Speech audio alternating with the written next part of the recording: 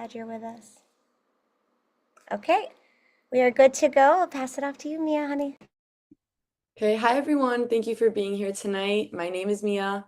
I wanted to start by introducing Stop Stigma Sacramento, a mental health initiative based in Sacramento that focuses on reducing stigma and discrimination around mental health. Through their work, especially their volunteer speakers, they've helped create safer spaces for individuals and families to access care, healing, and real community. This also means caring for ourselves. It means being open. It means allowing vulnerability. And it means recognizing when we or someone we love might need support. We're joined by health educators, advocates, therapists, and individuals with lived experiences who have generously given their time to be here. They're here to help us better understand the real impact of stigma, policy, and practice.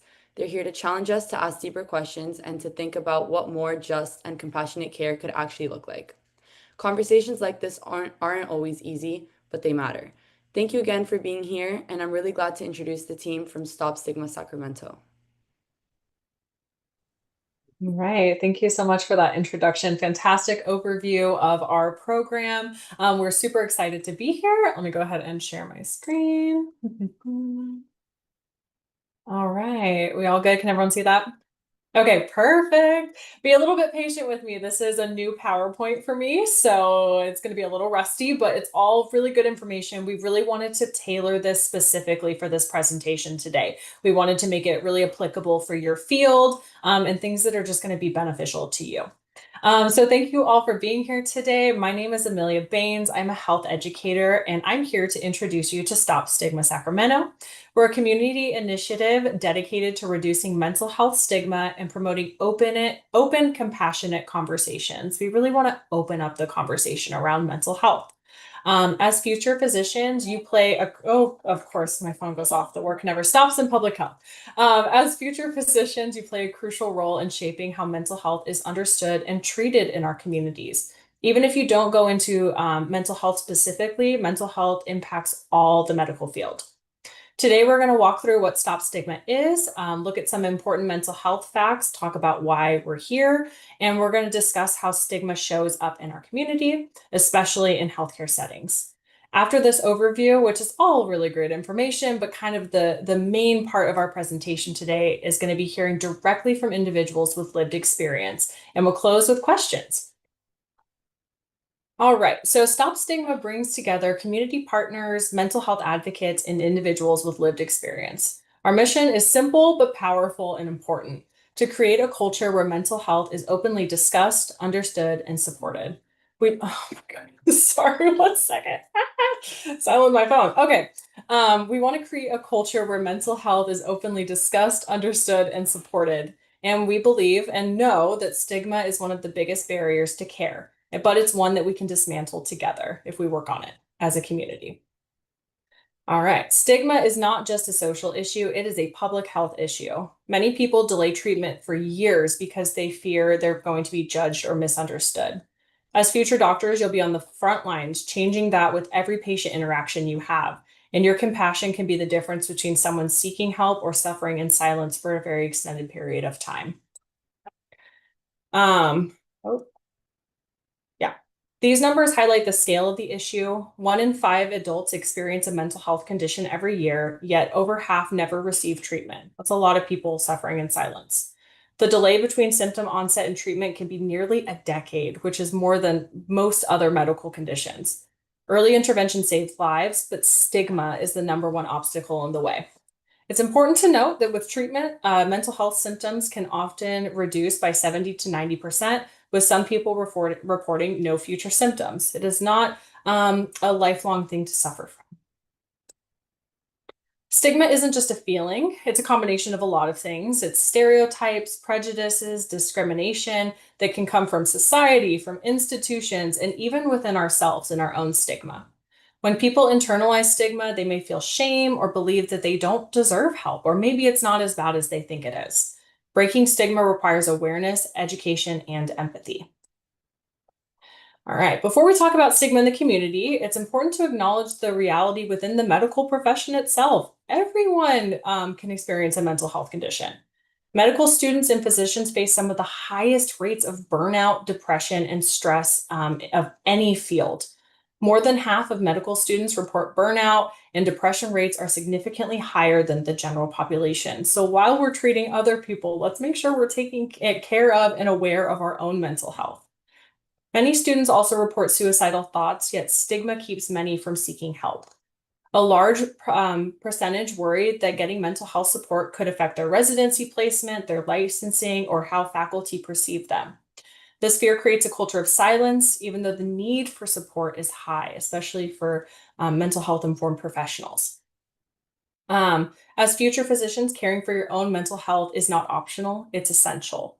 You cannot pour from an empty cup and have to chart everything. They're scared it's going to be on their record forever. Clinicians may unintentionally reinforce stereotypes or overlook physical symptoms because of a mental health diagnosis. We may kind of get blindsided by that, a phenomenon known as diagnostic overshadowing. These experiences erode trust and worsen outcomes and ignore kind of the whole person and everything that they might be experiencing.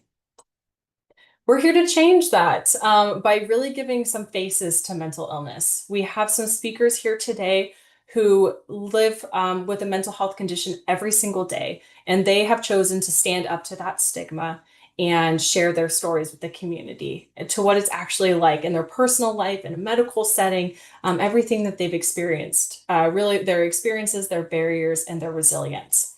So with that, we've kind of set the stage for talking about mental health.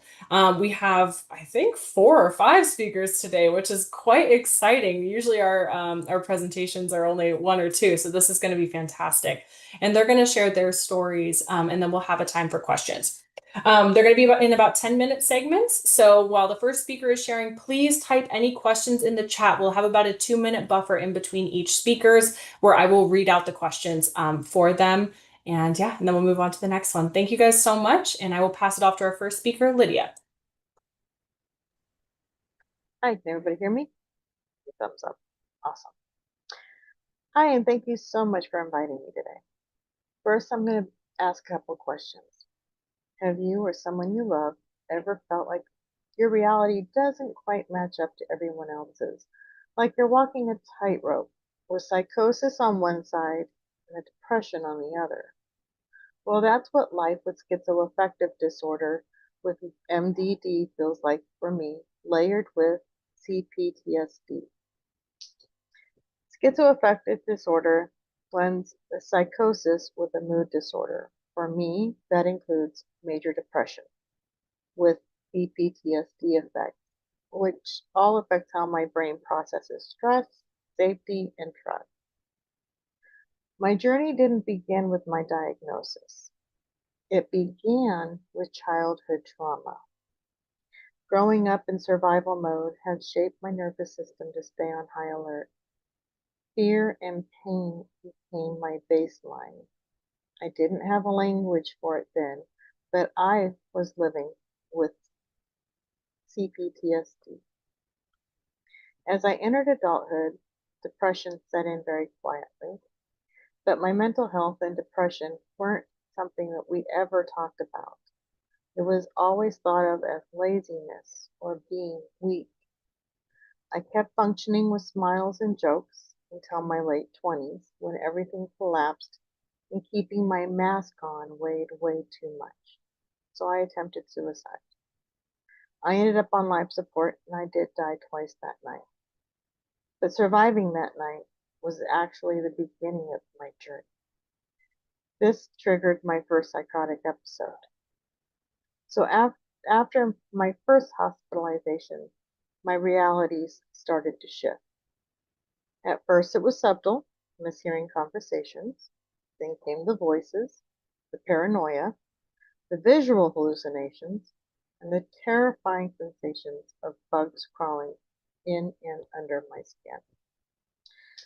I had all 3 hallucination types, auditory, tactile, and visual.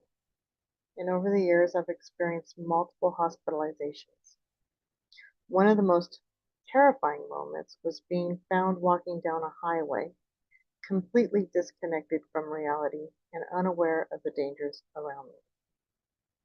But living with schizoaffective disorder means managing my psychosis and my depression at the same time, because when one worsens, the other follows. So some days I look like I'm thriving, but internally I'm fighting to stay grounded. And there are days when I look like I'm functioning, but inside I'm actually screaming. CPTSD affects my relationships, trust, so letting people get close is still a work in progress. Living with schizoaffective disorder is exhausting because I manage both my psychosis and my depression. So some mornings just getting out of bed for me is a victory. So now that you know some of what I go through, now I'm going to share some of the things I can do. Despite all of that I've told you, I have built a very meaningful life. I've helped raise our son, continue serving in my church as a Sunday school teacher. I run multiple church events. I've been on the board of a National Lady Society for over a decade. I've homeschooled our son from kindergarten all the way through high school graduation. Currently homeschooling both of my granddaughters, both from kindergarten, one being in middle school, the other in high school. I volunteer. I advocate for mental health, as well as rejoining the workforce recently. I am now working in the mental health field. It also helps to hear other stories as well as sharing my own because it helps connect me to others so you know it's just not you. But managing my mental health has taken years of trial and error, medications, which made me feel like a big guinea pig, but trying to find what works and the right dosage, the right therapy, because finding what works for you takes time, coping skills, and a very strong support system. But what works for me is not perfect and may not work for anyone else. I still experience hallucinations daily, but I now recognize them and I know how to keep myself safe. I hear whispers. I see two shadowy figures I jokingly call my buddies, and I still feel sensations on and under my skin during my psychosis. My mental health journey has taught me how to cope with my mental health with focusing tools during high anxiety or a psychosis onset, learning my triggers and how to avoid them. I lean a lot on my faith and a lot on my husband, who has been on this journey with me from the beginning. He is one of the main keys as he monitors my medications, along with noticing triggers that I don't, along with keeping me safe during my psychosis as I can scratch myself bloody.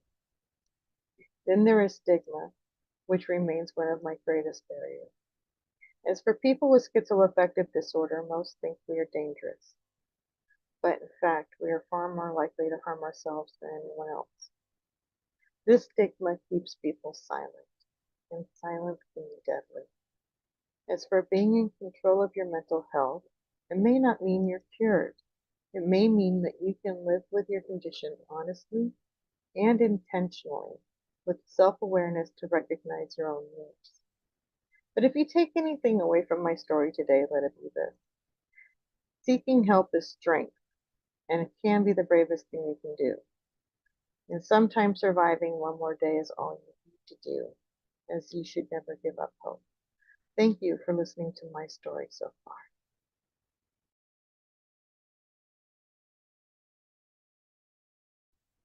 All right. Do we have any questions for Lydia? We've got a couple minutes. Type them in the chat.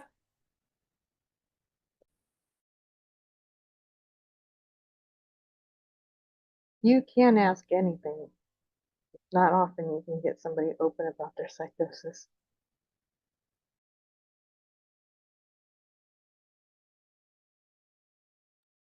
I can ask a question, or Bobby will Question. ask.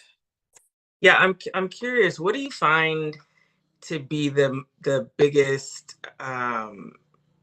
misconceived idea about your psychosis, right? Because we get a lot of presentations, on TV and media and things like that, and I would guess that's probably not in line with your experience most of the time. So I'm just curious, what do you think most people think when you say that psychosis? Because I think that's a bit of a buzzword, that people have an idea but don't really know. And then what's your Yeah. actual? People hear psychosis, but they don't really know what it's like. Imagine being in an auditorium. Everybody's whispering. Well, that's my daily life and I focus through it. But as my psychosis gets harder or more aware, I can now make those voices out. I can hear everything they're telling. Now imagine being in an auditorium. People are talking over you. Well, that's what I hear when I am in full psychosis. So picturing that helps you understand it. Most misconceptions is that people with my disorder are violent when most of us are very paranoid and we will avoid you. We won't come at you. The smaller number, that's not to say people aren't dangerous. People are dangerous regardless. I mean, but we're no more dangerous than anybody else. It's a small number that actually, with my diagnosis, that are. We're far more likely to harm ourselves than anyone. Thank you for asking. Kind of a follow-up to my, oh, sorry, Mia, go ahead. I have a question. So, as future clinicians, what would you say is one thing we should keep in mind when speaking with someone experiencing psychosis? Don't argue. Let me explain. You can see a stapler in front of you, and if I tell you that stapler is not there, you're going to argue with me, but it is there. It's black. I can touch it. Well, that's my psychosis for me. You're not going to see that stapler, but to me, I see that stapler. And arguing with me is not going to make me see anything different. It is the biggest misconception most people will do. It exasperates things, makes me more, you don't want to argue. You want to try to understand, but not argue. The last thing you want to do, especially in mine, I'm going to talk about my experience. Conflict makes it worse. If somebody argues with me or somebody wants to start any form of aggression, grabbing me, touching me, it makes things so much more worse. Distant, calming.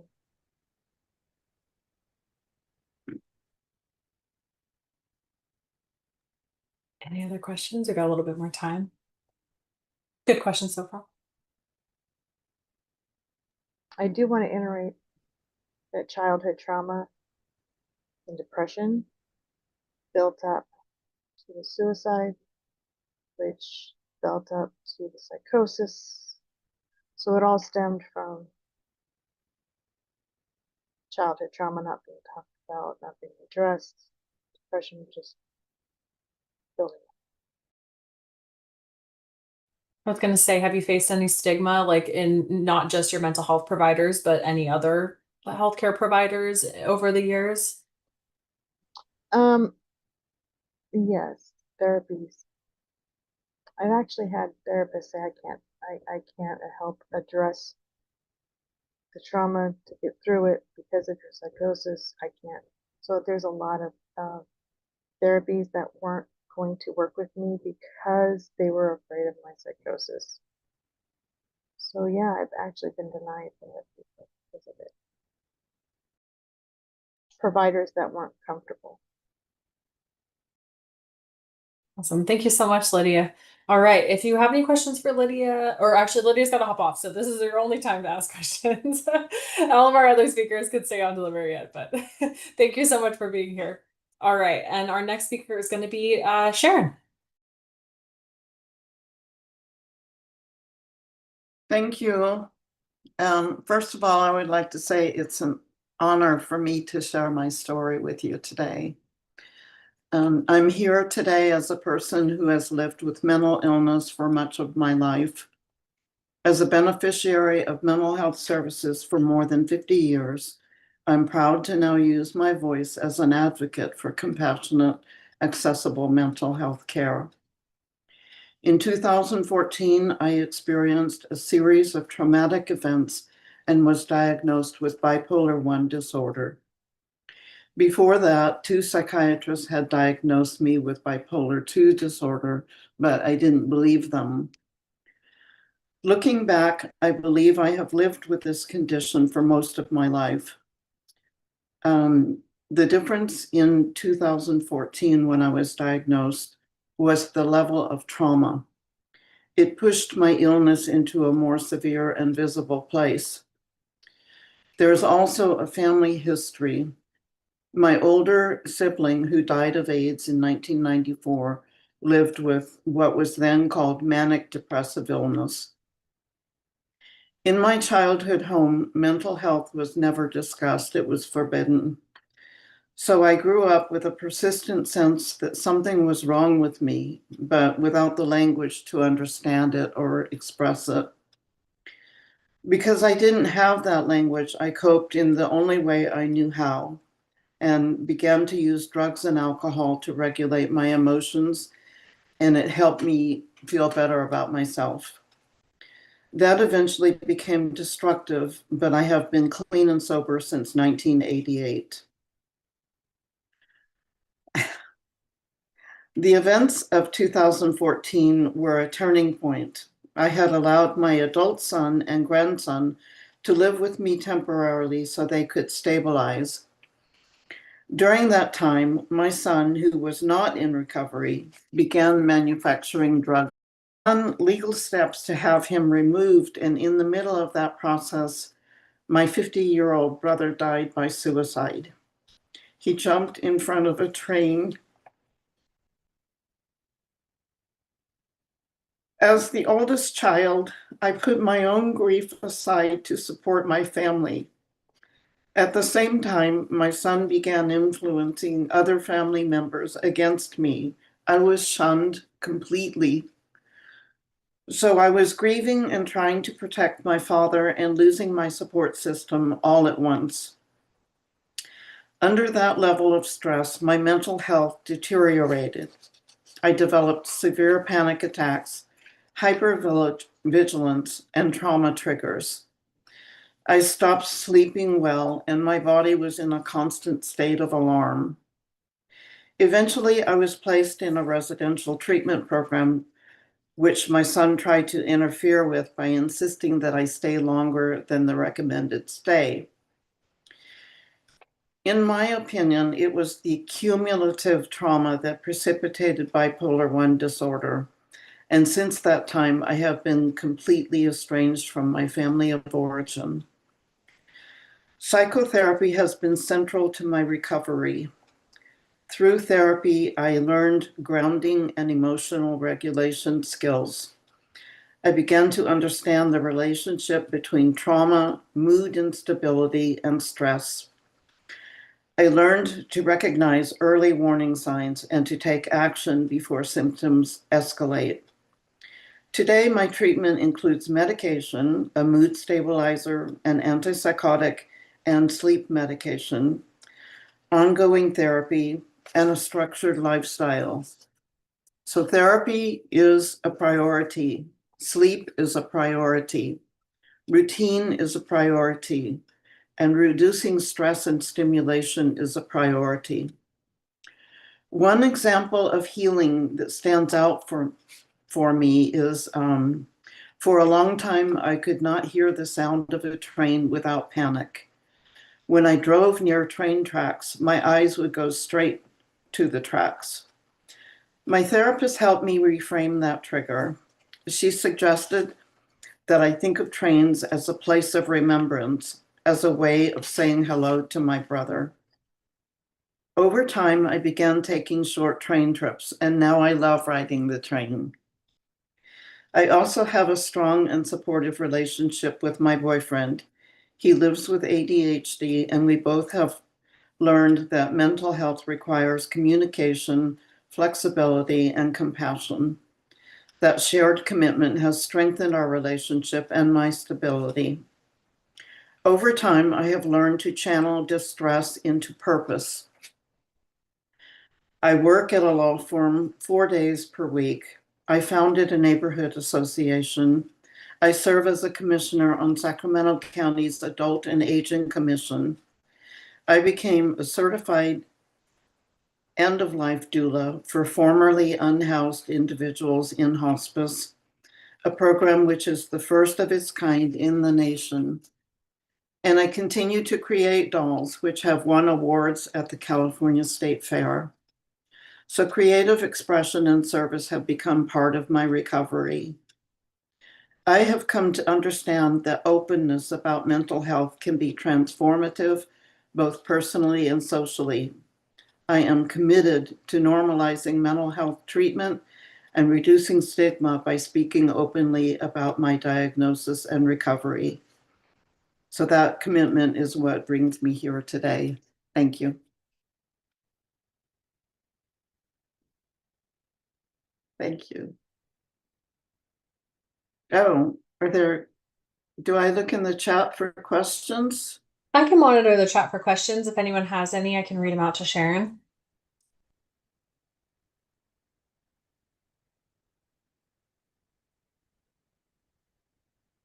Oh my Kind of- goodness, all the love. Yeah. Oh, I feel so loved right now. Thank you. I kind of have one. How has the culture of mental health, talking about mental health, changed over your mental health journey? Well, I think people in my generation, I mean, I'm going to be 73 years old this year, and the forbidding talking about it in my home was the norm, I think, back then. You just didn't talk about it. What would the neighbors think? That kind of attitude. It's getting better, but we still have a long ways to go. There have been misdiagnoses. I hope that, because physical health and mental health go hand in hand to serve the whole person, I hope that all medical doctors will become more trained to recognize when they need to refer to a psychiatrist. That's a great message. Thank you. Any questions? You can just unmute or ask in the chat. Hi, Sharon. It's me, Anya. Oh, I said hi, Sharon, and my Siri thought I was saying hi, Siri. So excuse me, it cut me off. First of all, thank you so much for sharing that with us and your story, and it's so powerful, and it means so much. It just takes such bravery for each of you to be able to do this. It really is not taken lightly.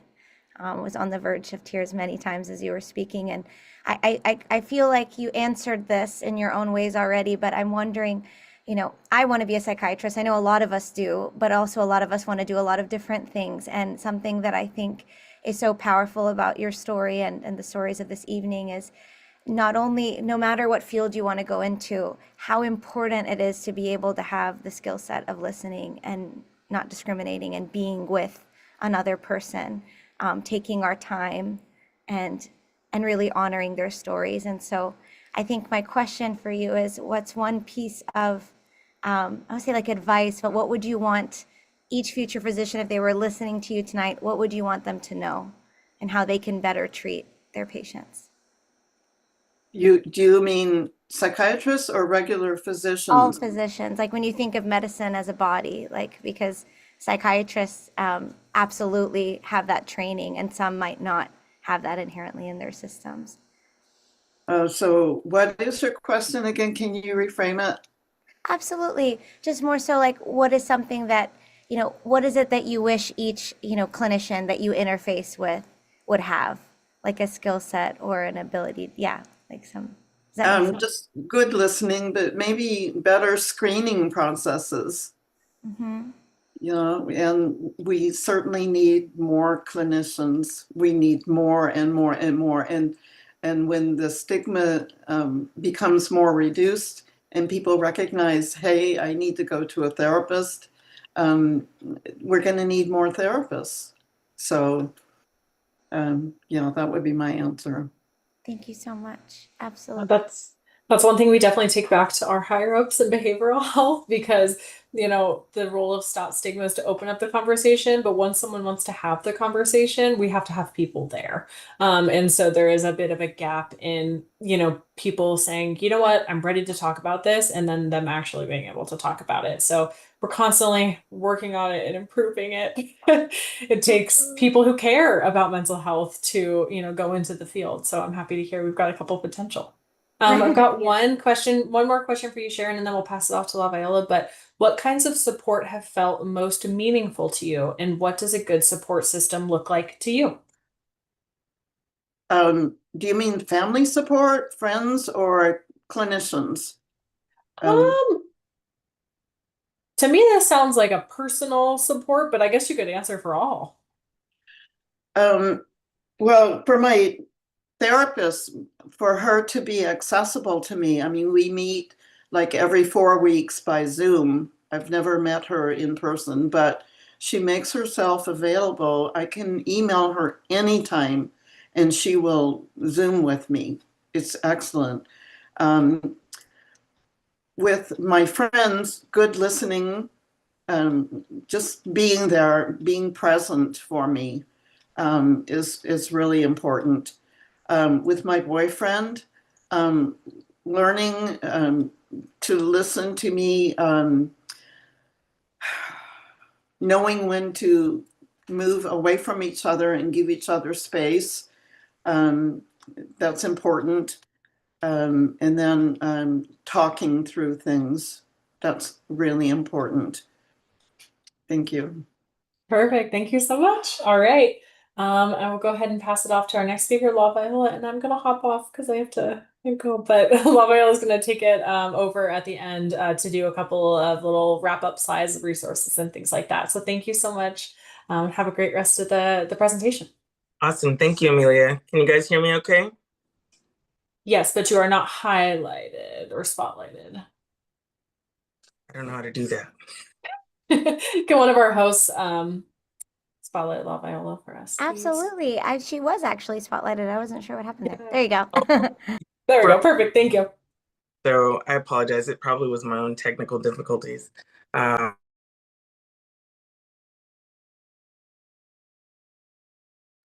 Okay. Can we hear and see me okay? Yes. Okay. Looks great. Perfect. It's always a pleasure to be able to hear the other speakers' stories, even though we've typically heard them and had experiences together, because it always is a refresher that so many of us have such divergent paths, but there are very key features that are very alike, right? There are unifying features that, as Sharon's saying her story, there's pieces where I'm like, yeah, me too, as we go through. And I think that just speaks to the fact that mental health doesn't discriminate, right? It doesn't pick and choose who it wants to impact. It is going to impact all of us at some point in our lives as humans, right? And so similarly to how Sharon mentioned, I grew up in a household where mental health was not a thing at all, right?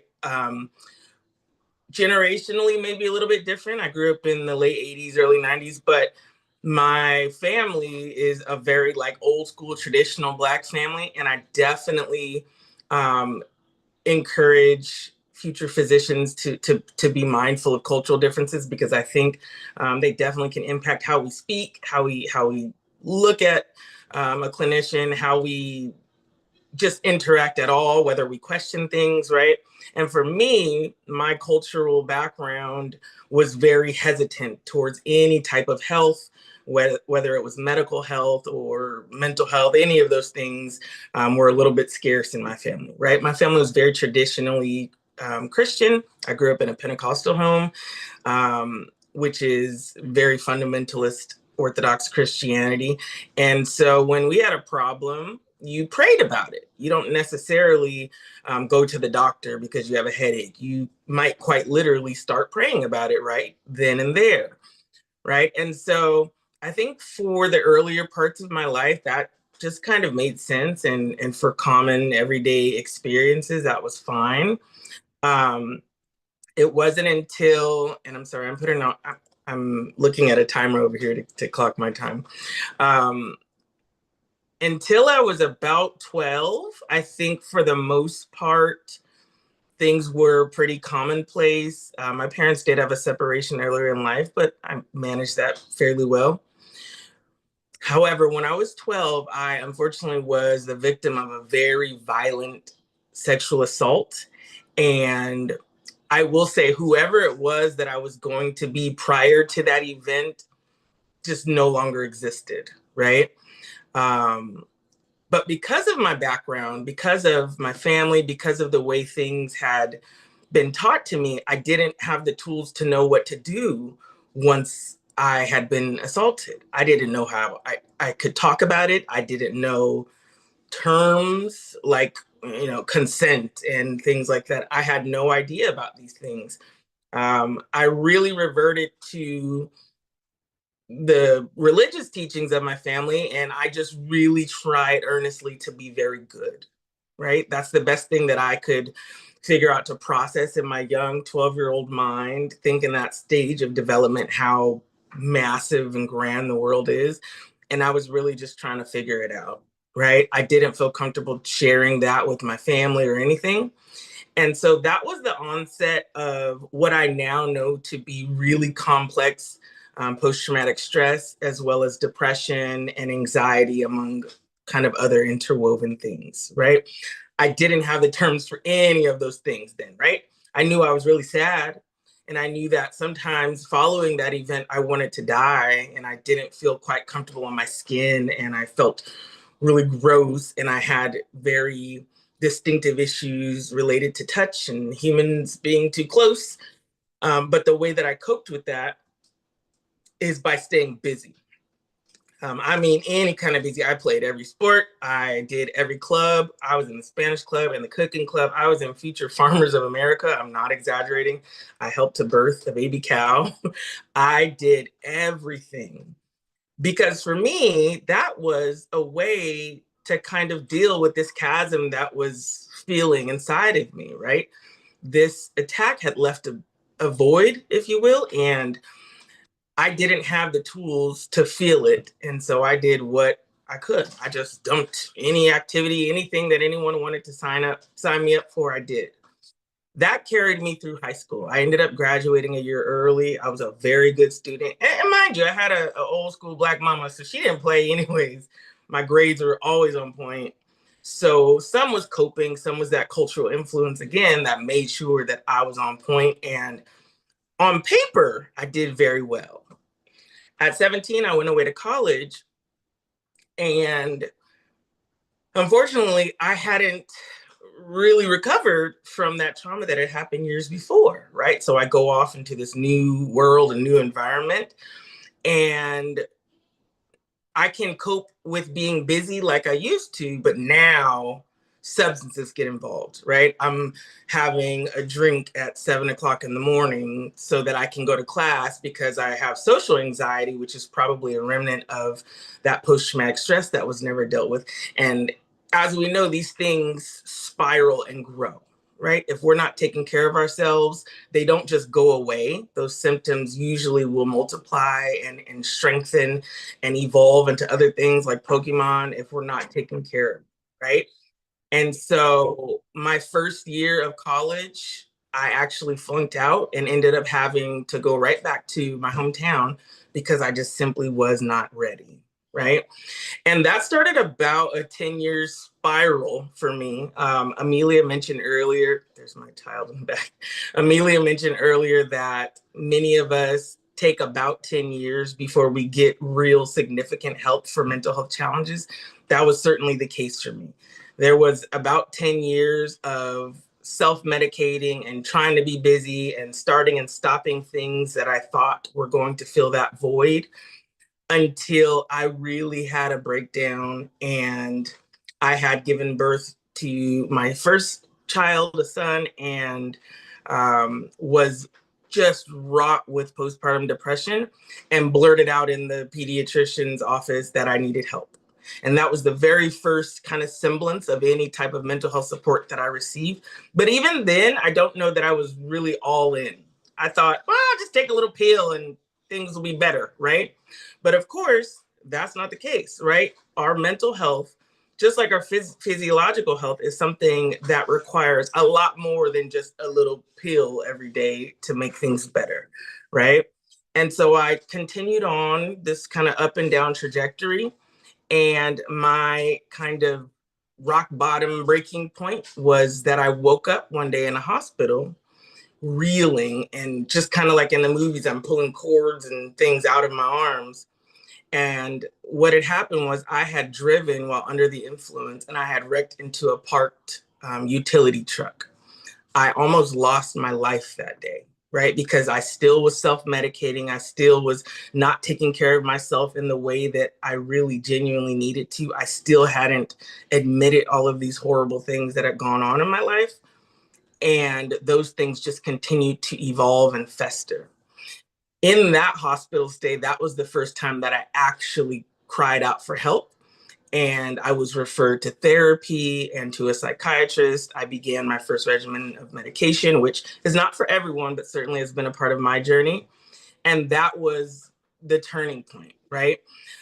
I was so touched by the help that I received over the next few years and the support that I received in gaining back my health. I actually ended up going back to school and completing my master's in clinical mental health counseling so that I could become a clinician myself. And so now I'm a licensed professional clinical counselor.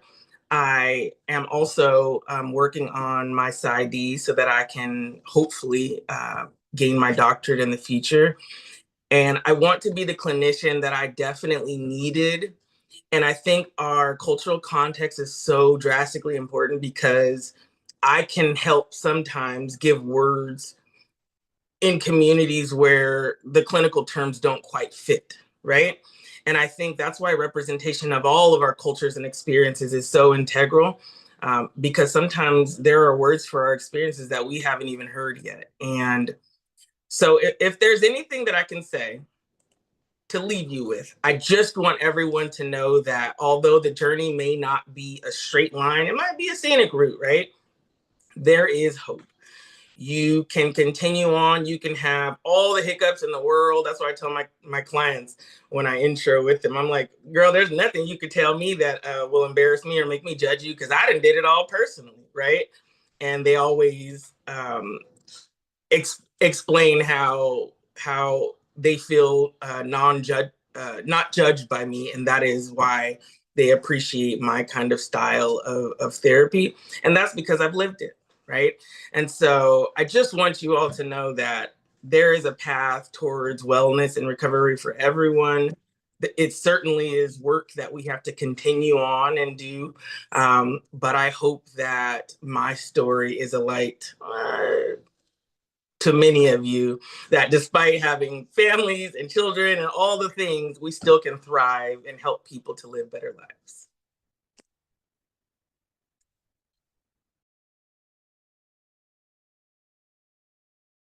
Does anyone have any questions? I didn't, let me take a look at the chat here.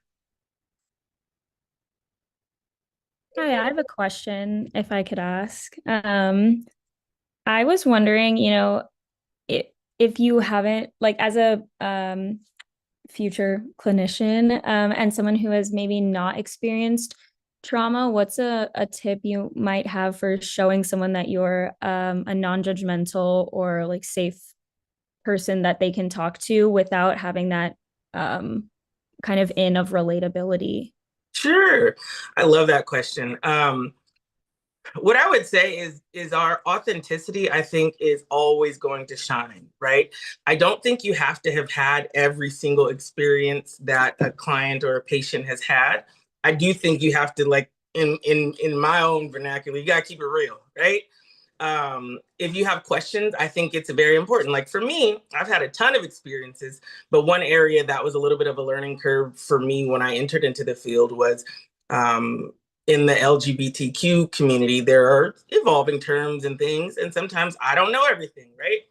And so what I would suggest is if you have questions that come up, whether it's about someone's culture, their experience, their trauma, I would ask it, but ask it out of genuine curiosity, and you can level with them and say, listen, I'm here to support you. I am not here to judge you. I want you to feel safe to tell me X, Y, and Z, whatever it is that you feel. But I'll be honest, I haven't experienced this personally. And if they disclose something to you that they've experienced that you think is, really monumental, I think there are safe ways, even though in school they teach you to be very like reserved and not to say too much. I think that my clients and patients respond very well when I react like a human, right? If someone says that they've had a tremendous experience, I say, oh my goodness, I could not imagine having had that experience. And I'm so sorry I've never experienced it personally, but I'm a human with empathy, and girl, that sounds terrible, right? Like whatever specific feedback for them. And I also want to say, I say girl to everybody that is non-gendered. Okay. But I really think our authenticity shines. When I first started as a therapist, I thought I had to wear cardigans and turtlenecks and talk really polite and, kind of, what is the term, code switch, and make sure that I was speaking in business vernacular. And I realized when I would get into sessions and I would be a little bit more real and talk a little bit more authentically, people reacted to that and fed me with that same authenticity. So I think just be as real as you can, be curious and be genuine, and ask if you have a question. I learn from my clients every day, right? Thank you.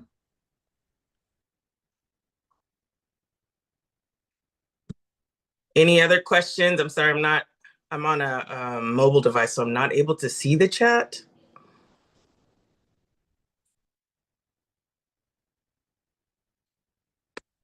Okay, I think our next speaker, I believe is, let me pull up.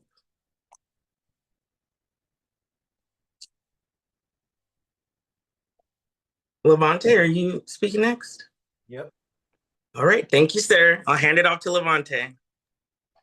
Good evening, everybody. I'm excited. It is an extreme honor and pleasure to be here. Can everybody hear me?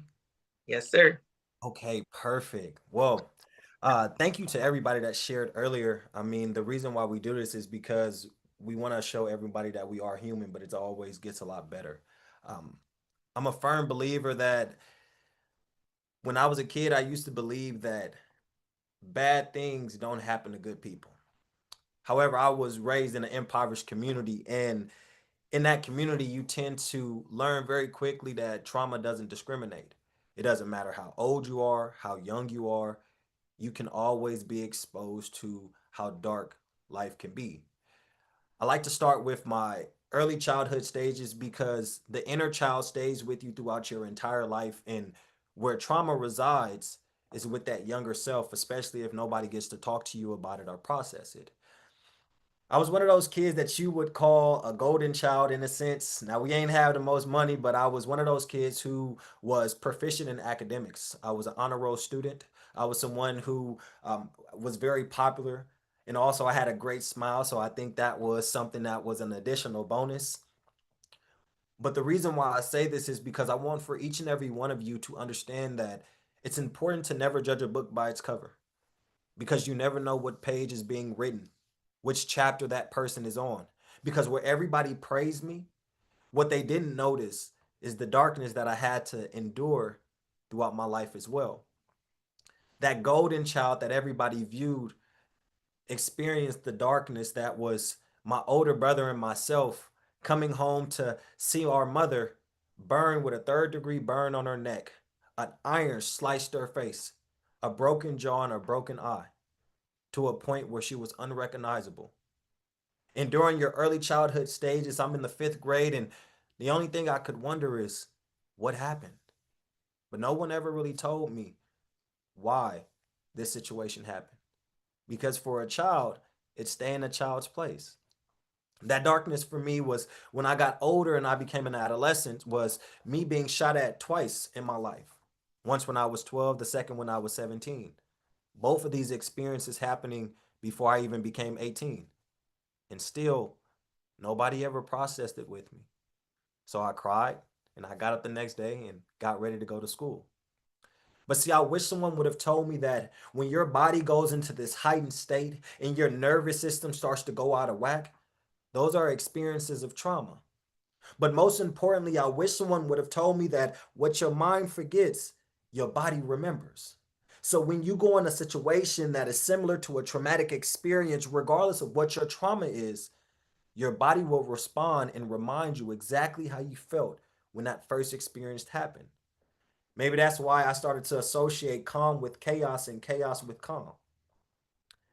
But for a man like myself, I went to individuals that I idolized and I asked them because I cared for their opinion. And you know what they told me? They said, you'll be good. So I'm good became my sword and my shield. My sword because it showed everyone that nothing that I experienced would ever affect me. But it became my shield because it showed individuals that I didn't have to share my emotions with you. But as I've gotten older, I learned that that was a conditioned response because I was taught that you don't speak up. That's not what a man does. What a man does is chin up, chest out. You get through those tough times. But as I've gotten older, I started to realize that the real poison is the stigma. The stigma that's so deeply rooted into men that make us feel as if we get all the honor for going through trauma, for carrying a weight on our back. But you better not ever try to heal from it. You better not ever try to talk about it, because that right there, that's shameful. And I never got to talk about mental health because what they told me was mental health isn't a real thing. And I believed it. That was deeply rooted into my core. But I never knew how much mental health would affect me until I became older. In 2019, I graduated from the University of Southern California with my bachelor's in social work. I was at the pinnacle of my life because I was going into an advanced standing at the University of Southern California in 2019. I was that big dog, and I loved that. But where everybody still judged that book by its cover, it was easy for them to believe that I had everything going right for me. But September 19, 2019, life changed for me. I woke up as if my physical was the same, but my mental was different. I had a barrage of negative thoughts that went against my morals and my values. They were very relentless, and I couldn't understand what was going on. So I did what made me so resilient. I started to push the thoughts away because that's what everybody told me a man does. Stop thinking about it. But when those thoughts didn't stop, I realized something. I had always been taught to be physically strong, but nobody taught me how to be mentally strong. And then I got up one morning. And this was a little bit different for me because at 6 o'clock in the morning, you don't normally have these thoughts, but my mental freedom had changed into a mental prison. So what was once my greatest superpower had became my greatest demise. And I got up this morning and this thought that popped into my head was suicide. And it was so strange for me because it wasn't suicide in the way of where I had suicidal ideation, but it was just the word. But that changed into something greater. It started to say, I wanted to do it. I needed to do it. I had no other choice but to do it. And then my thought changed to, if your thoughts don't align with you, Levante, take your life. And that scared me so bad because what they taught me when I grew up was that suicide was the easy way out. So now I felt as if I was doing something that would bring shame to my family. But I realize now that suicide becomes an option when the joys of living no longer outweigh the pains of leaving. But in that moment, I realized that I had been so resilient, so I had to tap into my resiliency that got me to this moment. And I looked up and I said, nah, I want to live. So I did something that men normally don't do. I became vulnerable. And I got vulnerable and I called my older brother and I said, big bro, I'm about to go to therapy. And he said, go do it. And that's so essential when you have trauma and when you went through hardship. Having community or somebody to lean on is so critical because that person allows for you to carry that weight with them. And it makes it feel a little bit easier. And so I went forward to go find a therapist at this time. And I felt shame for two reasons. Because in a Black household, just like Viola stated, there's a saying, what happens in the house stays in the house. So I felt as if everything that was embedded into me was now up at the surface, and I felt like a loser. I felt like I was disrespecting my family because what was embedded into me I couldn't handle what was going on. And the second reason is because at this time, I'm in the process of trying to become a therapist. I'm in school for it and I'm doing great. But when I couldn't understand my diagnosis or my symptoms, it made me feel as if I was an imposter. And I'm pretty sure a lot of you will encounter that. But see, I still went forward to find a therapist. And I'm so thankful and I'm so grateful for finding a therapist. Because that individual, when I walked in there, she said, Levante, you have intrusive thoughts. And 90% of humans experience intrusive thoughts. But the difference between mine's and theirs is that you can have an intrusive thought and say, man, that's crazy. But I have an intrusive thought and it goes bigger and bigger and bigger, and it doesn't stop. And it keeps going for hours and hours. She diagnosed me with obsessive compulsive disorder, and I had to take a step back like, hey, I ain't trying to clean. I ain't the person that's checking. But then I realized that in that moment, I had a naive view. I was ignorant to the fact of what they showed me on the media. I thought that was the only thing. She said you have obsessive compulsive disorder, and it's a subtype. It's called pure O. That means pure obsessional. What that means is that everything that was an obsession and a compulsion all happened mentally. So it made sense why everybody thought that I was still doing well, because they didn't know what was going on internally. They only could see me going through it externally. And she told me that when I would constantly look at old pictures of myself and I would ask, will I ever get that old version of me again? That's called rumination. And it gives you this short moment of release until that anxiety comes right back to hit you. And I remember that they said in OCD, the golden standard is ERP plus medication. ERP is exposure response prevention and medication. But when the medication didn't work for me, I felt like a loser. And then she told me that I can go to group therapy, and I cried. I cried because I finally figured out that there was somebody that was going to show me that I wasn't an alien. And see, when I look back on my journey, I think it's so beautiful now, because in 2019, if you would have told that old version of me that I would have kept going and I would have graduated and became a top honor at the University of Southern California, I wouldn't have believed you. In 2019, if I would have quit, I wouldn't have been able to become a TED Talk speaker where my voice is heard around the world towards millions where they can hear my story. In 2019, if I would have quit, I would have never became a mental health therapist where I've now been so for almost 8 years. And I don't tell you this to let you know my accolades and my titles, because we can go all day about this. I tell you this because there's going to be somebody that you encounter. There's going to be somebody in your life that feels as if they can't keep going, that feels as if they're in a time of strife and struggle and destruction. And I want you to know that sometimes you have to get through that pain, not just for you, but so that you can show them that they can get through it too. And for all these future clinicians, physicians, just understand that your pain, there's a purpose for it. And on the other side of that, there's transformation. And the more authentic you can be with yourself, the more you can treat yourself as a friend, the better you can get through it. And most importantly, ask for help if you need it. Thank you.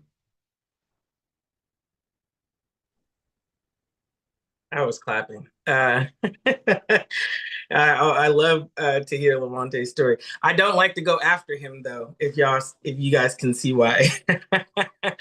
I love that. Are there any questions? Questions? Yes, talk to me. I want to talk about it. OCD is very important because it is something that a lot of people don't understand. It looks very different. A lot of people confuse it with anxiety disorders, and it makes people not really be able to diagnose it. So please, as individuals that's going to go out there in the field, it's extremely important, because just like you all, nobody talked about it. Nobody talked about subtypes, and they are extremely important. I had a question. I was kind of curious about when you first received your diagnosis, what your process was of kind of coming to terms with that, or like accepting that you had that. I think that's something that brings a lot of anxiety, or just like, what it's like to, learn that you have something like any disease and then go through the process of accepting that.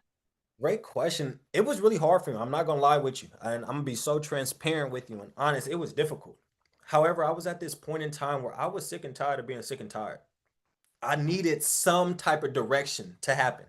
But what was so interesting was that OCD is known as the doubting disease. So she told me that I was diagnosed, and I was like, yes, I felt good for 10 minutes. And then as soon as the next 10 minutes came, I was like, I don't know if it's me. You got me there on the paper, but mine is a little different, right? So it was very important for her to one, validate my experience, but also help me understand that the things that are uniquely happening for me are very tailored towards who I am, right? And so for me, although it was something where I was sad that I got this diagnosis now, because when they told me it was chronic, meaning that I had to live with it forever, I generally broke down. That was so hard for me to sit with, but when she was able to explain to me that I have to live with it for the rest of my life, but there's moments where I can get through it, and it may not feel better to the point where everything is going great in my life, because I still get intrusive thoughts no matter what. But she told me that I would be able to have a little break from it. And in that moment, I was suffering so much, I wanted to do whatever it took. And that was what really drove me to do everything that I could, because OCD with depression was difficult for me.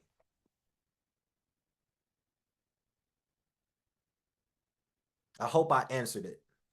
Yes, you did. And I have a kind of a follow-up. I like have a special interest in OCD. That's why I'm like asking. But the other subtypes that exist that are potentially more like, I guess, taboo to talk about that exist out there. How do you, I don't know. I don't know if I have a question. I guess I'm just curious. Like, I wanted to like start a conversation. Like, what do you know about those types? How do we talk with our patients about those types? Like, how do we broach those subjects? Things like that.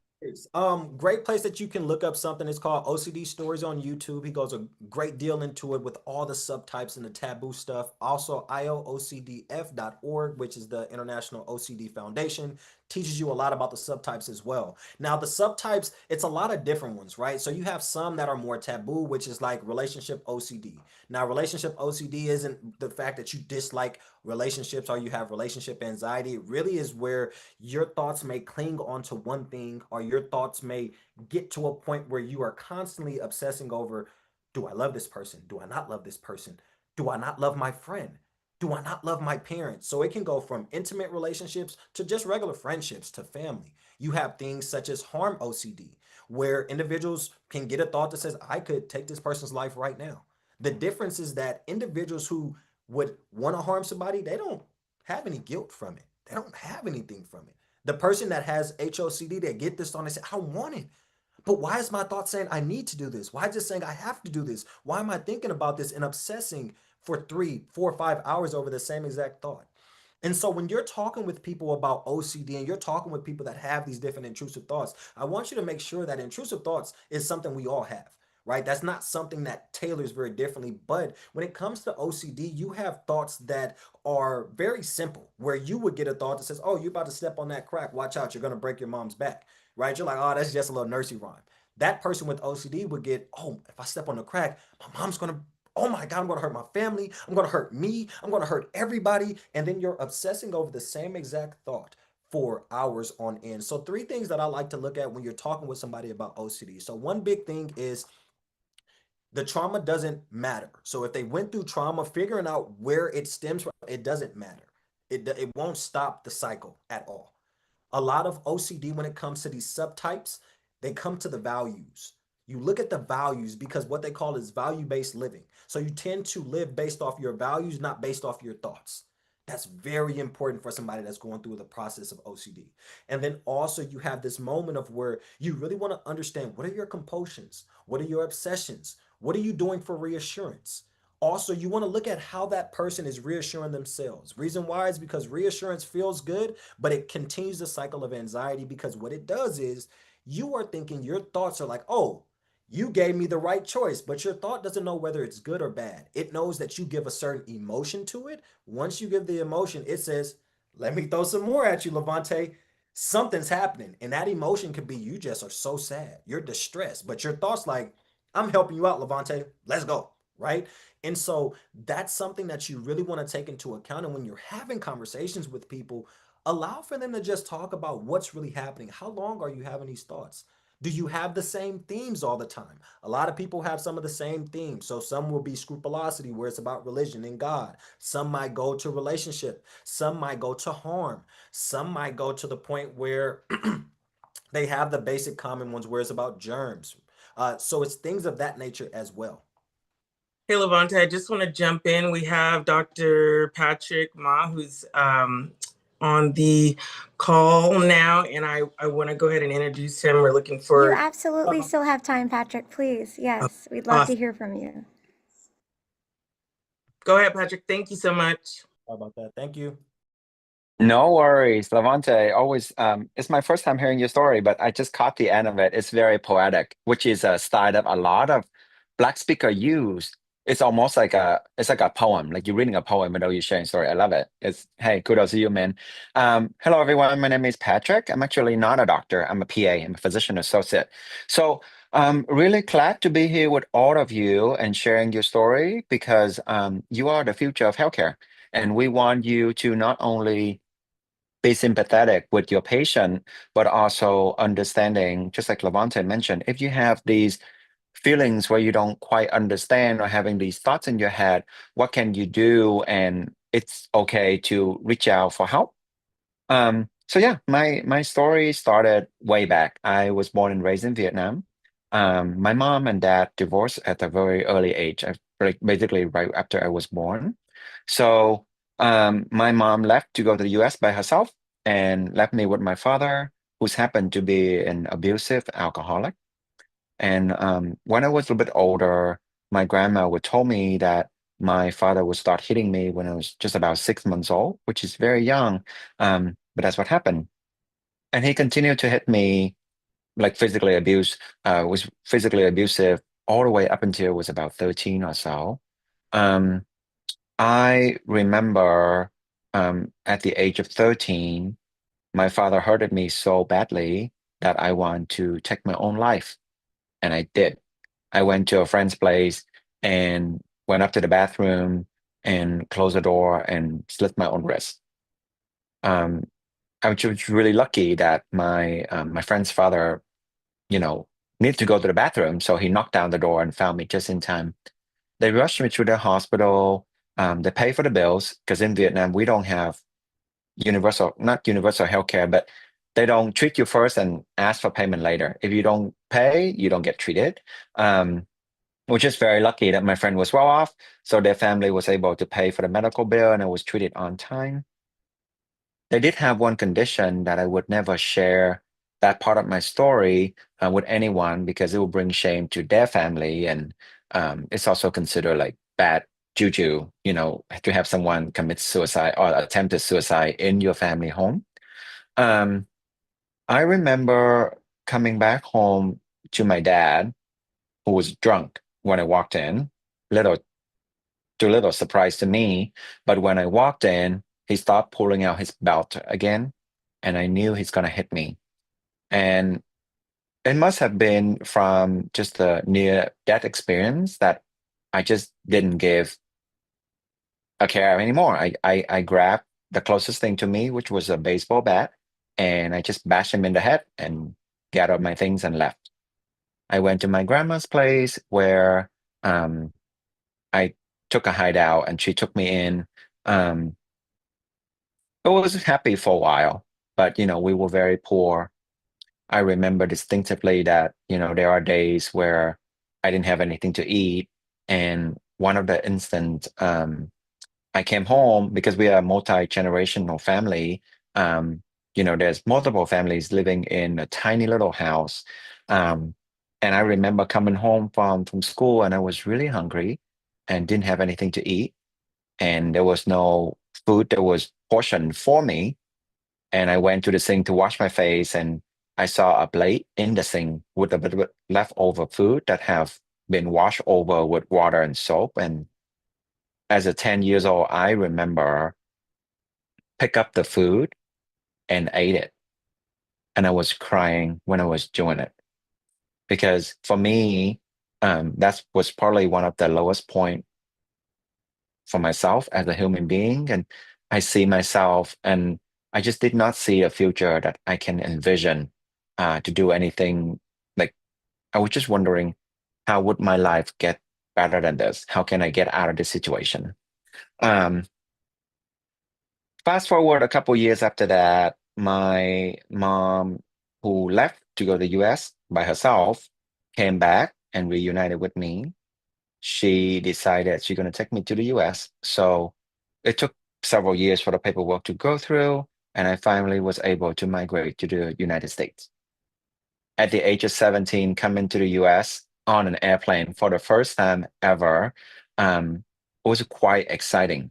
I felt as if I was a man who just won the lottery, because here I am leaving all the bad stuff that happened to me behind and starting a brand new chapter. It was very exciting. This tragedy just seemed to follow me, unfortunately. So when I arrived to the US, I was greeted by my mom, who was pregnant at the time, and I didn't know she was pregnant. I also didn't know she was married to another man. And so I have a stepfather that I didn't know about. And I was still, I kind of brush it off my shoulder and figure, well, I can still make a happy family out of this. And was just happily went home. Little didn't I know, like, my stepfather just did not, like, he took one look at me and just decided he didn't like me. So living with them was very difficult.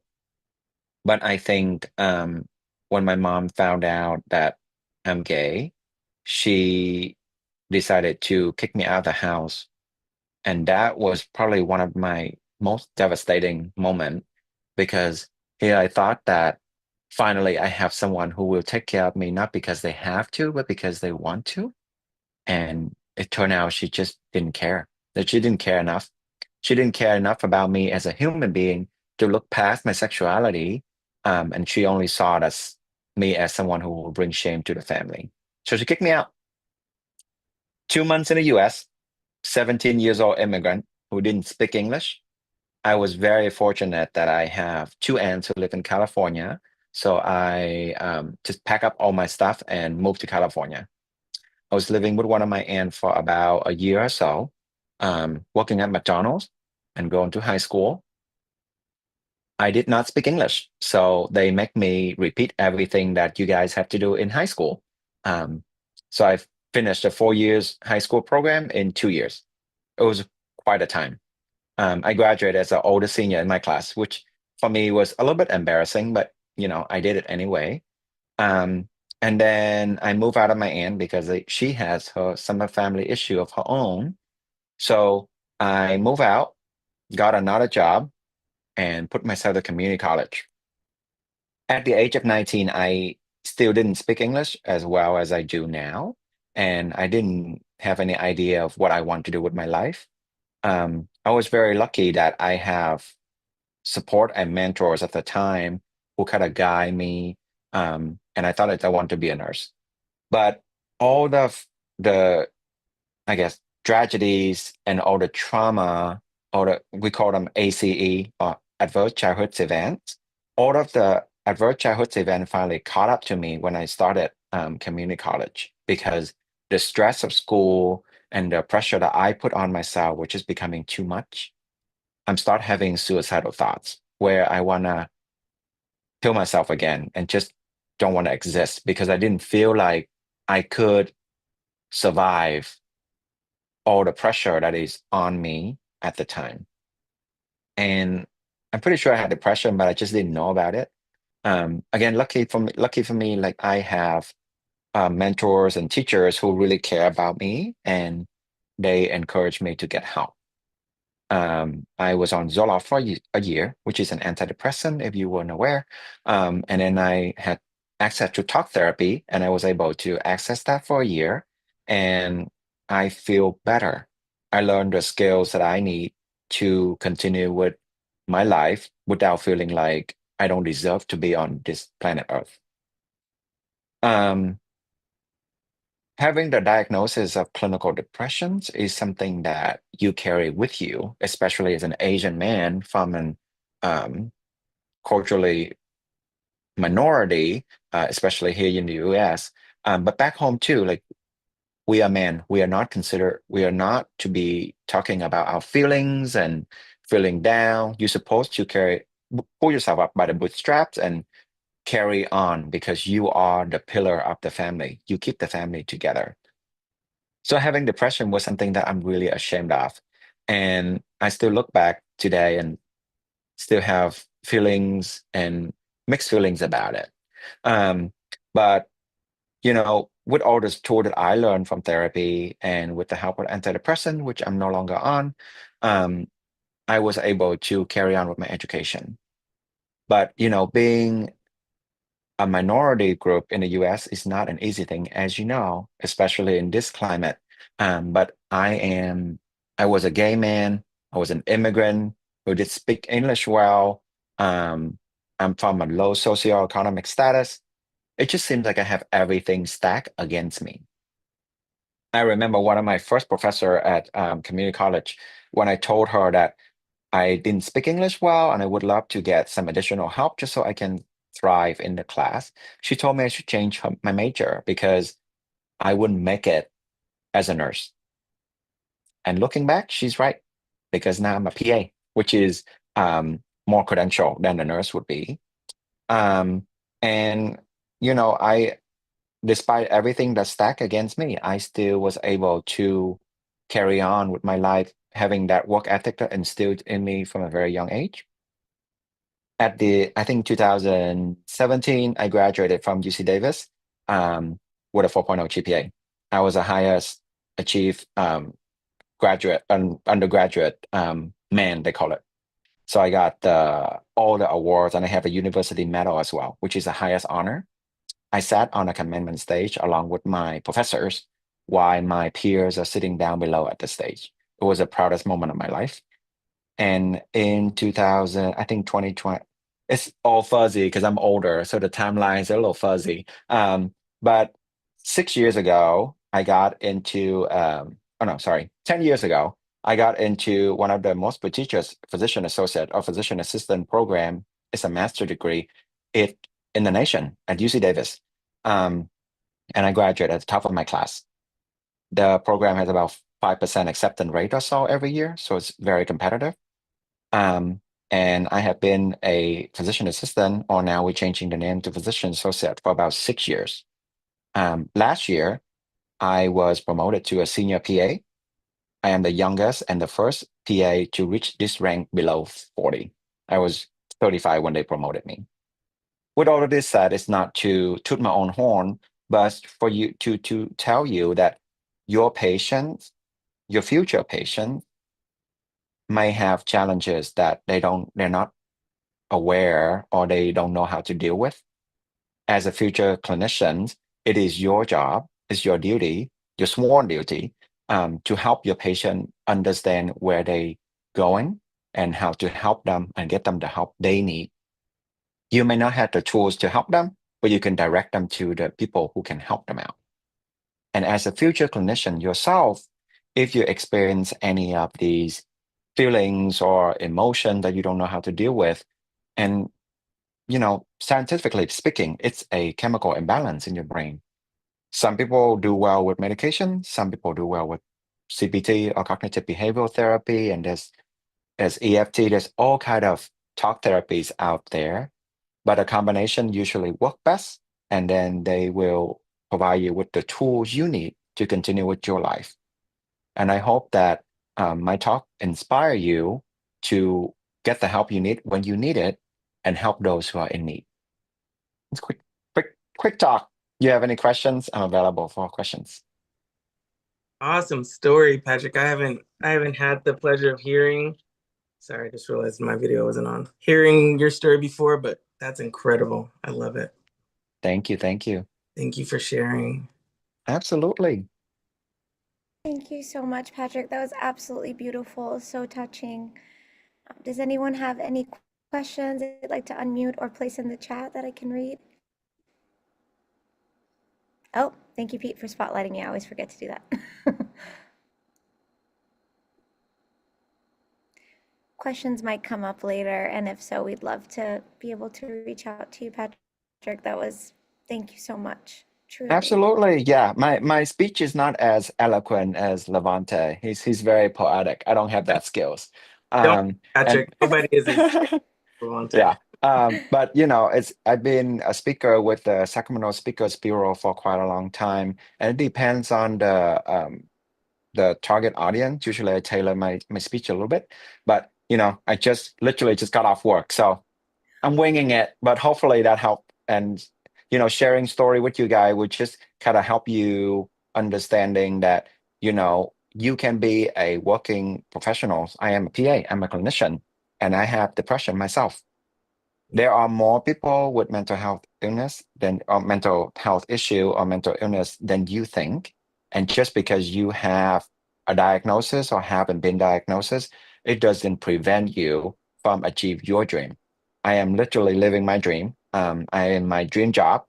I went to my dream school, and living the life that I always wanted for my inner child. So there's a concept called inner child. If you guys been in therapy, the little best life. He just got back from Disneyland. He had a birthday. He's living his best life. Love that.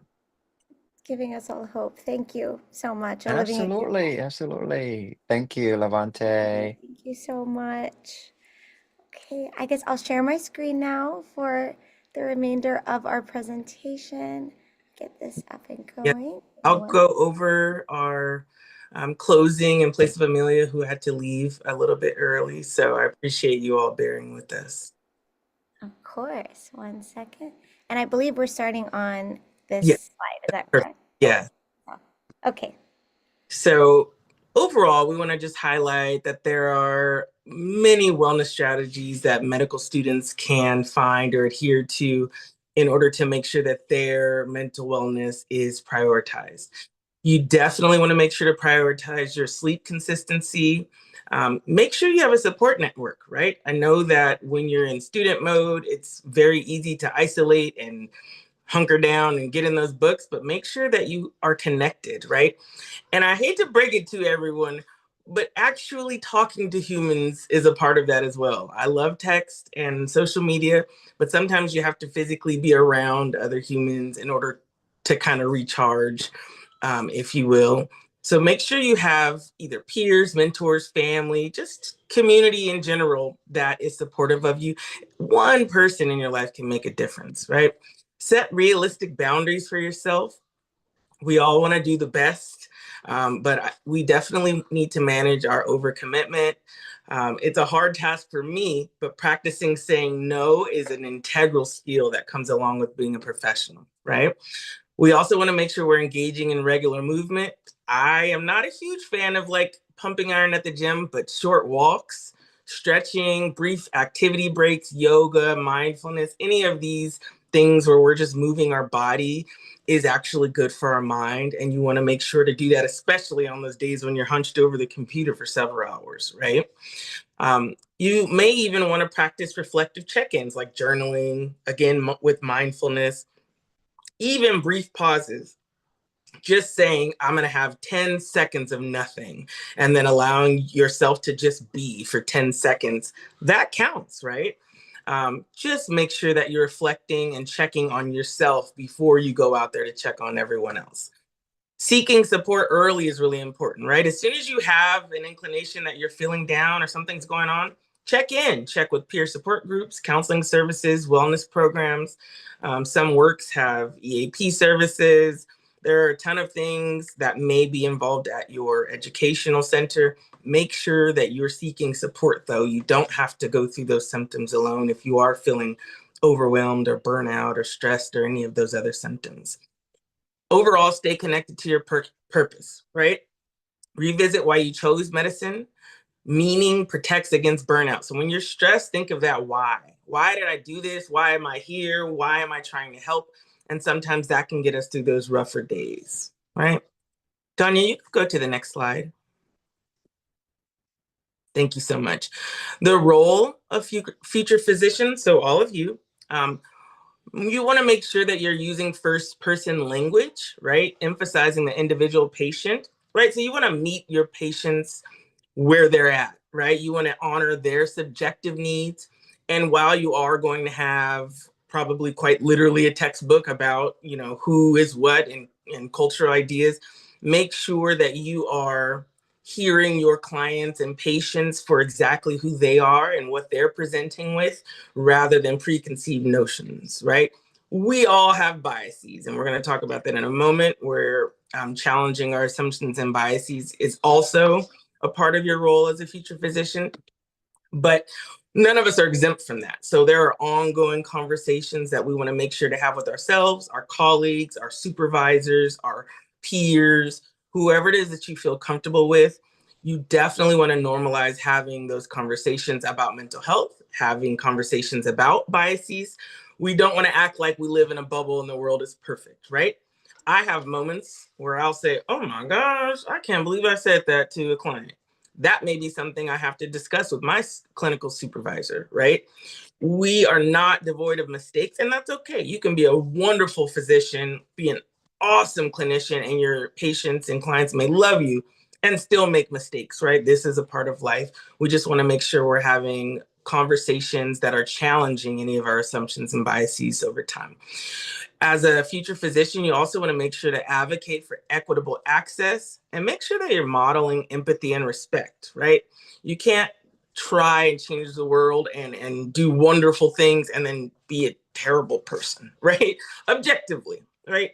What a good person looks like is totally up to you, but we definitely want to follow that old kiddo golden rule: do unto others as you would hope that people will do to you, right? We have to model those behaviors like empathy and respect first in the clinical settings and in our home lives, to make sure that the people around us will do the same, hopefully, right? Tanya, go ahead on to the last slide. Here are some national mental health resources. We have 988, which you can just pick up the phone, and there's a ton of resources, including the Suicide and Crisis Lifeline. Here in the Sacramento area, they can also assist with supporting with mobile crisis units and so forth. So definitely encourage having 988 as a resource, both for yourself and to share with family, peers, and anyone you may come across. The National Alliance on Mental Illness, or NAMI, they also provide advocacy, education, support, and lots of awareness. They do a lot of local events as well. SAMHSA does the same, Substance Abuse and Mental Health Services Administration. They have lots and lots of resources and treatment locations, and they do events as well. There's also a crisis text line, which is very helpful for those who are not too happy about talking to a human on the phone, the kind of old school way. You can text home to 741-741 and be connected with someone to give you support right there. We also have the American Foundation for Suicide Prevention. They support research, education, and advocacy to prevent suicide. And all of the websites for each of these organizations are listed. And I don't want us to forget that Stop Stigma Sacramento at the stopstigmasacramento.org website is a wonderful treasure trove of resources as well. Here in the Sacramento County area, there are ongoing events, art shows, lots of things that can be helpful and useful. And if you want to speak and talk about your own mental health experience while as a clinician or student or family, you can do the signups for speaking and finding more information about the speakers on the Stop Stigma Sacramento website, okay? I appreciate all of you for your time and just allowing us to speak with you all today, and I hope it's been helpful and gives you some things to think about. Thank you so much. What a beautiful session. My friends, is there anything I missed in the chat? Everyone is going on about how wonderful it's been. Thank you. Yes, anti-stigma training, so important. Wonderful. So much. Yes, and we'd love to stay in touch about other ways that we can. Oh, yes, go on, Yeah. please. Yeah, I apologize. If any other questions or anything come up, I'm sure you could email over to Mari or Amelia. Other events, they've done that in the past, and we send back answers if that's something that you all are interested in too, okay? Thank you so much. Okay, my friends. Well, I'm going to pause the recording here as we prepare for the next talk. But if you're tuning in and you're listening, we are so grateful for all of our panelists at Stop Stigma Sacramento. And what a beautiful and touching, vulnerable and raw session. So thank you so much. Thank you. Take care. Julia, that was beautiful. We were so Thank you. appreciative for